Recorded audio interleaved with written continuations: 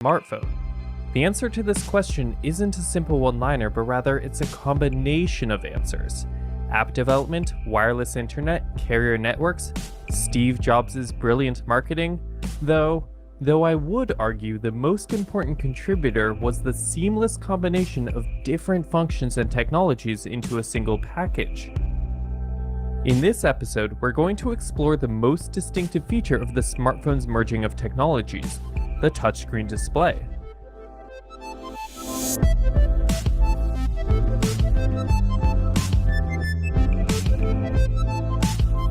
There are three technologies in the touchscreen display. These technologies are combined all on top of each other. When you felt and used a smartphone for the first time, you just knew that you were holding something revolutionary, something different from all previous phones. These were not new technologies.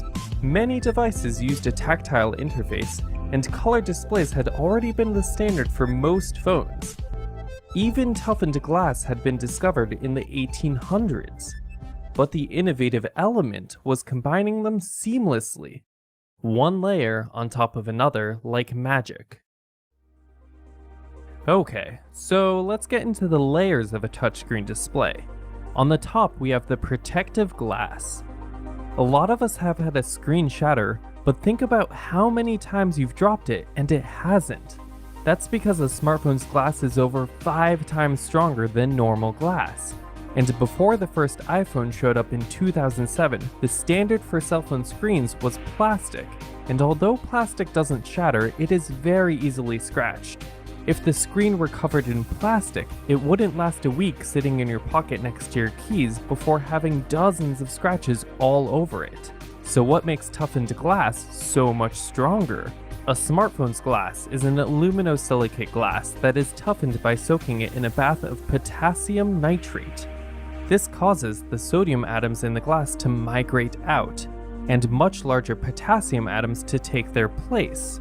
Because the potassium atoms are much larger, they generate a substantial compressive force on the surface of the glass. Here's a quick analogy. Imagine filling the backseat of a car with 3 average-sized people. They fit snugly, but if you push them, they're still able to move. Now replace those 3 people with 3 football linebackers. Those linebackers are just flat out stuck, unable to move. It would take much more force to move pressed, so it would take much more force for the glass to break. Below the toughened glass is a projected capacitive touchscreen that senses the presence and location of conductive materials such as your fingertip. This touchscreen is composed of 2 transparent diamond grid patterns printed on polyester with an optically clear insulator in the middle.